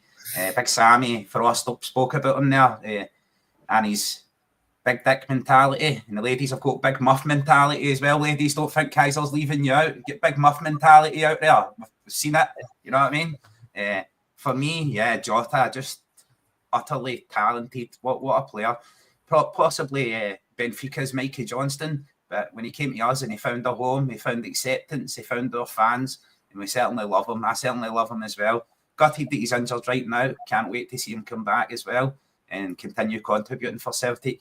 It's a complete, for me, it's a tight one, mate, because I love Big Samaras as well. Fantastic player for us, and I think Andy's spot on. He was with us for about 5 years, and but for me, just Jota, man, I just can't see past Jota. He's just an iconic player for the way he scores goals, to the way he retired Alan McGregor, to the way he celebrates his goals, everything about him. I'm a Jota fan.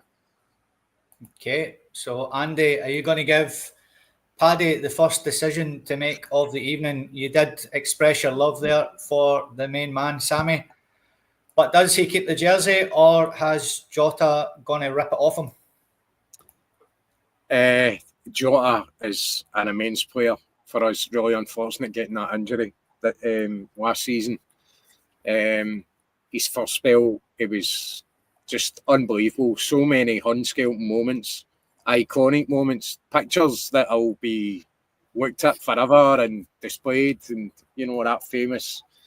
Yep, it's not the first time he's done that. There's also the other one where he sits in the ground and he's almost like kind of Zen.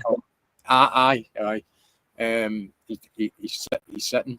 Quite an iconic player, but very gifted as well. So, but Big Sammy, this is a really hard one. It's really, really difficult. Somebody just pointed out 7 years that Sammy was there, which is a long time in somebody's career. That's what Henrik gave us, wasn't it?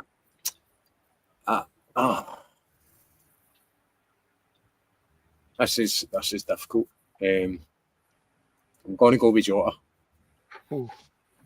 Sorry, Sam. Yep.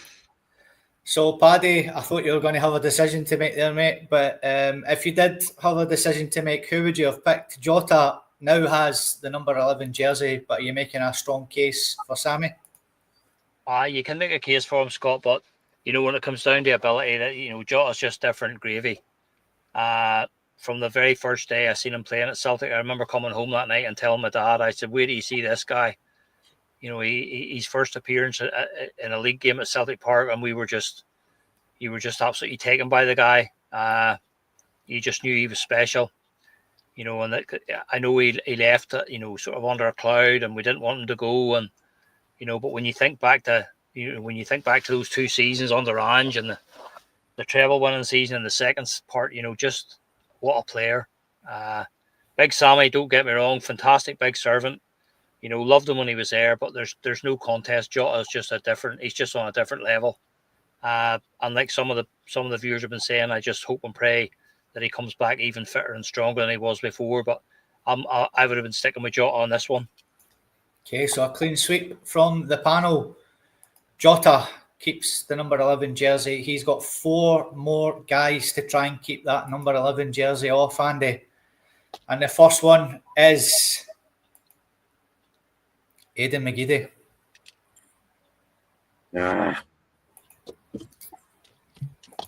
Aye. Geez, that's a decision to make. What a player. Brilliant, gifted player. Great natural ability. A real entertainer. That's the type of players we like at Celtic. And listen, Jota's exactly the same. I think Aidan's a better technical player than Jota when it comes to skills, dribbling, stuff like that. I think he's top class. And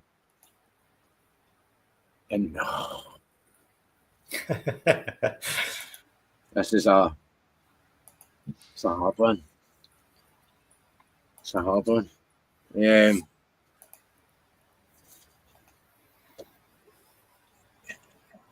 going to stick with Jota, and it's tight. It's very, very tight.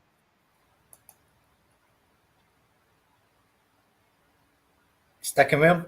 Aye, with Jota. Stick with Jota, mate. Okay. So, Patrick, are you going to give our Kaiser the first decision of the night? Are you sticking with Jota, or are you giving that number 11 jersey now to Aidan McGeady? I would love to give Kaiser a problem, but I'm not going to be able to do it on this one, Scott. Listen, McGeady was a fantastic wee player, but the one thing that McGeady that let him down was his end product. For me, he just didn't produce enough. He had all the ability and all the skill, and he got into the right positions, but he just didn't produce when he got there. And some of the players like Yang that we spoke about earlier there needs to make sure that he doesn't go down a similar route, that he has all the skill and gets into the right positions and then just doesn't produce. Don't get me wrong, I love McGeady. He was a fantastic wee player, but you can't compare when it comes to the end product. So I'm going to stick with Jota. Okay, so no decision to make again, Kaiser. But would you have picked Aidan McGeady, or are you sticking with Jota as well for another clean sweep? I would have stuck with Jota. Aidan McGeady basically could advertise mitre delters. Look at that same mitre across his forehead. It's like an Uber Max. I got hit with one of them many a weekend in mid-ash pitches, scudded with the old rubber-skinned mitre delta. For me, McGeady's comments towards Jota when he had an emotional return as well. Not only that, back in the day, selecting to go and play for the Republic of Ireland over Scotland as well. Things like that. And as Paddy says, he's lacking a finishing product. True, great winger, very pacey, turn of skill as well, good skills. But for me, Jota just outstrips him in every department. the iconic memories, images are burned in your mind. They'll be burned in your mind forever with Jota. I don't remember many images like that with Aidan McGeady, for what a fine player he was. Lets he sell down sometimes, McGeady. A bit of jealousy coming out in him. I think when Jota returned, he had a wee internal meltdown, thinking to himself, how come Celtic fans didn't ask for me to come back? Didn't they welcome me with open arms? Because you're not as good as Jota. Simple as that. So you're lucky you never picked him, Paddy, because I picked Jota anyway. So Jota now has the jersey, Andy, yes? Just touching on what Kaiser said there about him back in Ireland or Scotland. The whole deal with Scotland was he never played for the school team, so you couldn't be part of that kind of setup unless you were part of the school team. He wasn't part of it. And then Ireland took interest when he was very, very young. This wasn't a kind of late on decision. So, plus, his grandparents are Irish, you know, we're Donegal. So, you know, he has got a big Irish, he sees himself as being Irish. I've got absolutely no problem with that. And let's be honest, Kaiser, see when it comes to international football, especially in the past, look at the players we have had that haven't been recognised with our football associations. So I've got absolutely no problem with Aidan McGeady playing for Ireland. If he feels Irish and he's got Irish blood, fair play to him. Aye. Well said, mate. That's me putting my place in it, Andy. No, I did have a problem with selecting Ireland over Scotland, mate. He stays in Scotland, played football in Scotland, earned his money in Scotland, Scottish by all rights. I don't care if your granny's for Afghanistan or the moon, my man. If you want to go and play for them, that's entirely your decision. I understand that as well, you know what I mean? But me, you always represent your home nation. Aidan McGeady would have been a fantastic player for Scotland. I think he could have done a lot better. And I did hear somewhere before, exactly like you say, he wasn't part of his schoolboy set up and that in high school and coming through that way, but certainly didn't seem to be a problem for Ireland when they got him, did it? They didn't say, oh, what school did you go to? What school did you play for? So they certainly didn't bother about what school he didn't play for. They just brought him straight in. Scotland should have done the same thing as well. That's what you do with good players. So Jota keeps the jersey, ladies and gentlemen, and he has 3 more gentlemen to try and keep this jersey off. And I think we're back to Paddy, is that right? Yeah. Yeah, back to Paddy with this one. So Jota is now up against a current teammate, Dyson Maeda. Oh. There's a decision. Good luck. Well, at least I get to go first. Oh, two current members of the squad, 2 guys that have just, have transformed us as well. Oh dear. Well, I'm just trying to think of the highlights for both players. There's just so many to choose from. I'm going to go with Dyson Maeda, purely and simply because of the way he's elevated his game. He's gone from a player who, after his first season, if somebody had come in and taken him away, we probably maybe wouldn't even notice he had gone. He's gone from that player to being probably the most important player in the team, in my opinion. He's so key to everything that we do. He's so key to the system. He's absolutely vital to the way we play. He brings other players into play. He scores goals. He can play on the wing. He can play through the middle. His defensive work going back is unbelievable. The guy has an engine in him that I don't think I've ever seen with any footballer. So even though Jota is a magician and fantastic player, I'm going to go with Dyson Maeda. Okay, mate. So as it stands, Dyson Maeda has the number 11 jersey. Are you going to give Andy the first decision of the night, Kaiser? Are you picking Jota or are you sticking with Paddy with Dyson Maeda? Look, Dyson Maeda for me, the absolute benchmark and the epitome of when I say all the time, hard work beats talent unless talent works hard. But for me, I'm going to give Andy a decision to make. That's what you get for pulling me up, Andy. I'm going to stick with Jota, my man. I just think the iconic moments, the skill, one of the players that gets bums out of seats. For me, I prefer, to be honest with you, I prefer Dyson Maeda playing through the middle and playing up top to being out in the wing. But his hard work, his tracking back, his ability the engine in the man as well is second to none. Just run and run. I think he runs to training every day and then runs home. You know what I mean? He stays at the other side of the city. But for me, Jota, just an iconic player, iconic moments. I'm going to stick with Jota, my man, and leave it down to Big Andy to sort that out. Yeah. Sorry, Andy. Not sorry. The first decision of the night, mate. Is it going to be Jota on the wing, or is it going to be Dyson Maeda? I think I know who you're going to pick, but let's hear it anyway, my man. Jota, as I said before, iconic figure, scored some cracking goals, technically very gifted. The fans love him to death. He's back for a second spell. Again, touching on his injury, very unfortunate there. And as Paddy said, hopefully we get him back a better player.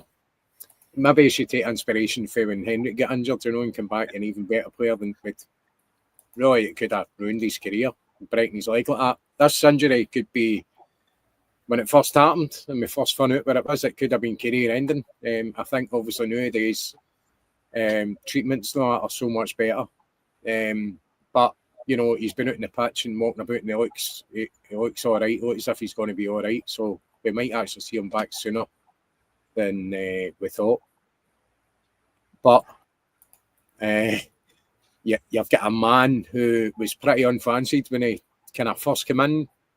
A lot of kind of misplaced shots, passes, stuff like that, skied it over the bar to the point where we weren't expecting it in film. We were expecting it to go over the bar or way past and hitting corner flags and that kind of stuff. How that guy's improved is unbelievable, because he's the most important player in our team now. He's like having two men on the park. His whole work rate, he's so industrious, but he's very gifted as well as a goal scorer. But not just that, he terrorises defenders, he terrorises goalkeepers. It doesn't give him a minute. And even when they know that he's charging down on them, they still think they can take the time to try and pass it out for the back, and they simply can't. How many times has he intervened and goalkeepers try to pass it out, or defenders try to pass it to another defender, and he's right on top of them?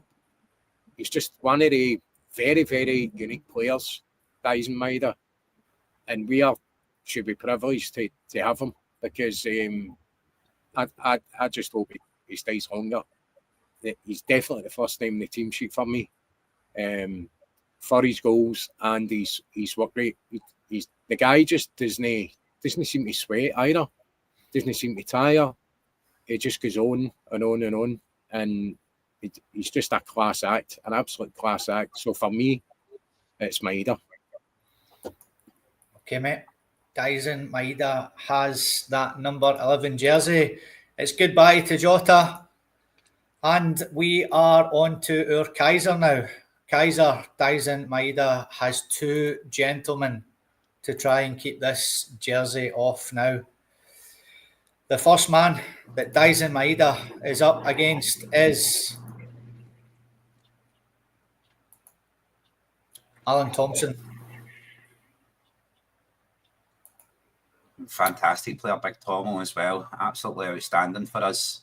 One day a left peg. Integral part of midfield. But Andy's spot on everything he said about Dyson Maeda there. Like everything, he's like two men on the park. And I know I went Jota just to give Andy the decision. But I do sit and spout that I think if we were going to sell Maeda, I'd want a team to come in and be bidding like 56 million for him. Can he say he's that calibre? He's worth that calibre of money, and then nobody choosing him like I did the last time. So I'll learn my lesson for that, and I'm going to go with Maeda. I'm going to stick with Maeda, definitely. Okay, mate. You did say some lovely things there, Andy, about Maeda. But what a player Alan Thompson was for us down on that left hand side. Should have been England's left midfielder, left winger for 10 years, but they turned their noses up at him.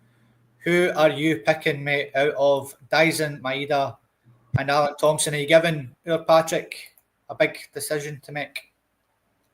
See, just touching on Thompson, he was snubbed by England at a time when they were actually struggling in that left-hand side of the park. That's how ridiculous that is. A player who was on the top of his game fantastic player for us. Had a wee naughty side as well, good Tomo. The wee back and throw with Rickson now and again. I think they actually stayed next door to each other. They were neighbours. Neighbours. Instant or something like that happened. But for me, I'm sorry. I mean, I love Tomo.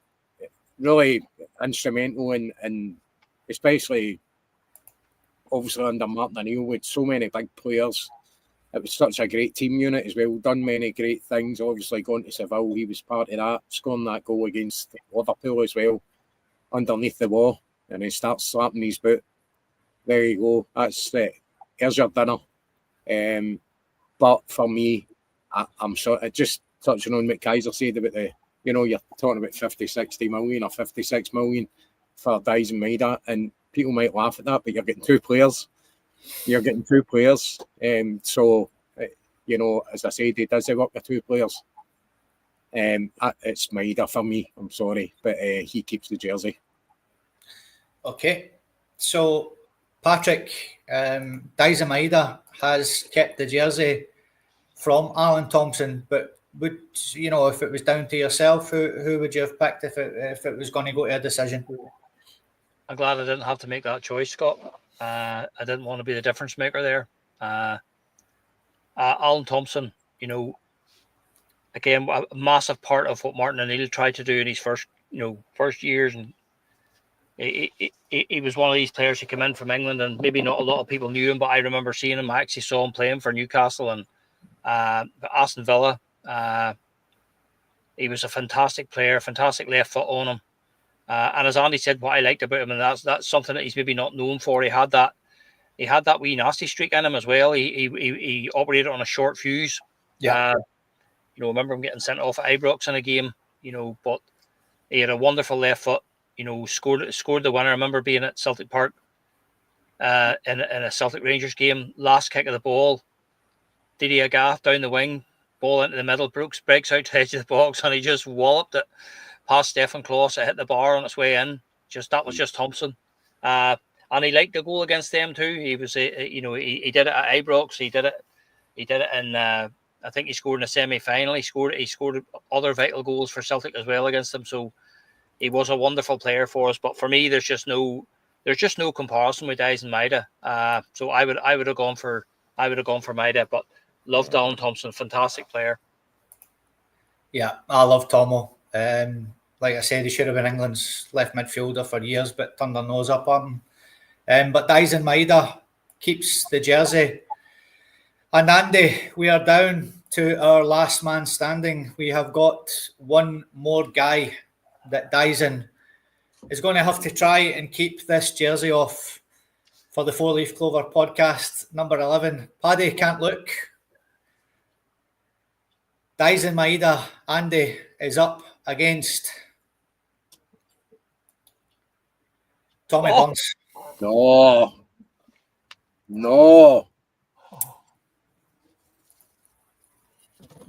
It's like, mate, I've got to go first. Yep. Oh.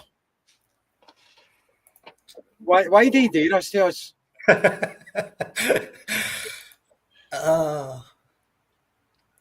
Why can you? We're just talking about Maida's industry and his work rate and stuff like that, and Tommy's was questionable at times when it comes to coming back down the park and stuff, but a very gifted player. And people going about Mr. Celtic and, absolutely just a fan that got lucky. And that is absolutely true. But I think a lot of people forget is how good a player Tommy Burns was. That left foot, just Tommy twists, Tommy turns. Very gifted player. Fiery player as well. So, fiery redhead, had that wee bit of bite on him. How do you? Honestly, I hate you. Jeez, I can't go against Tommy. I really can't, and I love Dyson. I've just been praising him up the whole kind of segment, but I can't go against Tommy Burns. I simply can't. Very gifted player, but there's more about Tommy than his play, and that's one of the reasons that I simply Tommy's taking his jersey here. Just love a guy. Aye, it's a very, very difficult decision. Two totally different players, obviously. Paddy, Dyson Maeda, irreplaceable, but Tommy Burns in the hearts of Celtic fans is exactly the same. Is your heart going to rule your head here? Tommy Burns is Mr. Celtic, but are you giving the jersey to him or to Dyson Maeda? It's a very, very tough decision, Paddy, and now you've got to make it, mate. It is, Scott, but you know what? It's just one of those, and people will understand when I say, people of my generation will understand. As Andy says, I love Dyson Maeda to bits.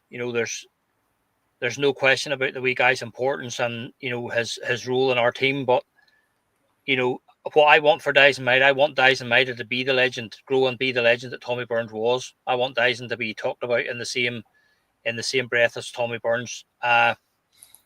It's very simple, guys. I'm a Celtic supporter because of Tommy Burns. No question about that. He's one of the first guys that I can remember seeing as a young lad.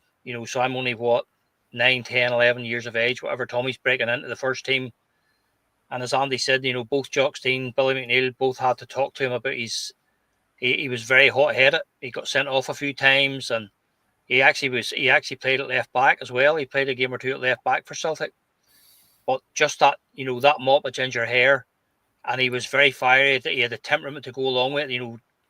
Gingers obviously have that reputation of being very fiery, and Tommy was like that in his younger days. But honestly, he just absolutely captivated me, Scott.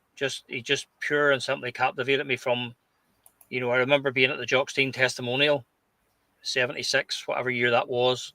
And Tommy Burns was just a young lad trying to sort of break his way in. And even against that all-conquering Liverpool team of the 80s, he stood out in the middle of the field. He stood out like a sore thumb. The guy's ability was unbelievable. An absolute wand of a left foot. And then he went on to be such a successful player across more than one era, across more than one manager. And yet Tommy was still a constant in the team. He was that highly regarded. Every single Celtic manager, they kept picking him, and they kept picking him for that reason. So he transcended time, went on to have a brilliant career with Kilmarnock, came back as a manager. Didn't work out really for me. It was more circumstances. It wasn't anything to do with Tommy's ability. It was just circumstances conspired against him. But for me, Tommy Burns is an absolute legend, and he's the reason why I'm sitting here tonight dressed in green and white. Brilliant. Well said, Paddy. Really enjoyed listening to you there, mate. That was class. So, Kaiser, Tam Burns, TB, Tommy Burns, Mr. Celtic, has got the number 11 jersey, and rightly so for the Four Leaf Clover podcast. But do you make a case for this guy? Irreplaceable, got everything that you need in a modern day player. In fact, there's not a player like him in world football, as we all know. So just out of curiosity, mate, who would you have picked, Dyson Maeda or Mr. Celtic? Twists, turns, St. Tommy Burns. It's evident, right? I love Dyson Maeda. Everything Andy says about Dyson as well. Totally bang on the money about him. Modern day professional, modern day pro. But the head would lean towards saying Dyson, but the heart always says Tommy Burns. True Celtic man, had his heart in it. One of the best Celtic sides I remember watching as well. Tommy Burns' side just didn't get enough wins. Played some utterly fantastic football though. And I loved that. I loved the full era of Tommy Burns. I think I made my first Holy Communion when Celtic won the Cup, and Tommy was on the telly and pointing at the fans and saying it's all for them. It's just off. It's all about the fans. There's just no way to go against St. Tommy Burns. Just absolutely no way to go against. I'd get struck down or something. I'd go outside and get hit with lightning. Absolutely no way, man, would I go against Tommy Burns. So I'm delighted Andy had the difficult first decision, and I'm delighted that Paddy went the way of Tommy Burns as well, because I didn't need to make a case too hard or argue too much over it. And I don't think there's that much arguing in it, to be honest with you. Love Dyson Maeda, fantastic player. If he gives his life to Celtic, then maybe we would revisit this team in a 5 years' time and maybe talk about it. Last season, Daisen Maeda, utterly outstanding. He seems to have turned a corner. Let's hope he keeps it up. Let's hope it keeps going. But yeah, definitely I'd have went Tommy Burns as well. The guys are 100% right. I think 90% a chat. Me, Cat, or Fergal Sharky. A good heart these days is hard to find, my man. That's why we're going with the heart. Tommy Burns all the way. So there it is, ladies and gentlemen. Tommy Burns gets the number 11 jersey for the 4 Leaf Clover podcast. Absolutely brilliant choice from the panel. And look at the company that Tommy Burns is now in. That's it. He gets the number 11 jersey, slots in there beside Lubo, beside Paul McStay, and KT behind him, keeping them from any danger. He doesn't need to track back Andy. He's got KT. What a team that is. What a team. Aye, what a team it is. It's incredible. That's our modern day team that would go up against the Lions. What a game that would be to watch. Superb, unbelievable.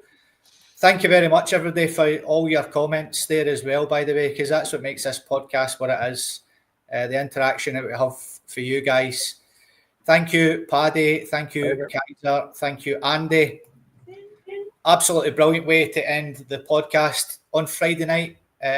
We're doing a post-match show now, I think, because there's a game on Friday night, so we want everybody to see that. I think what we'll do as well then, lads, is we'll pick the manager on Friday night. So I'll get that sorted out, and we will finish up with picking the manager, the guy who's going to manage that team as well, which is going to be absolutely brutal to pick as well. Thanks so much, everybody, for joining us. Thanks to the guys on the panel. We'll see you on Friday night. I'm off to Gibraltar. All the very best, and we'll see you on Friday night when Celtic take on Queen's Park. Hail, hail. Hail, hail, guys. Hail, stay blessed, legends. Smash like. Someday you will find me.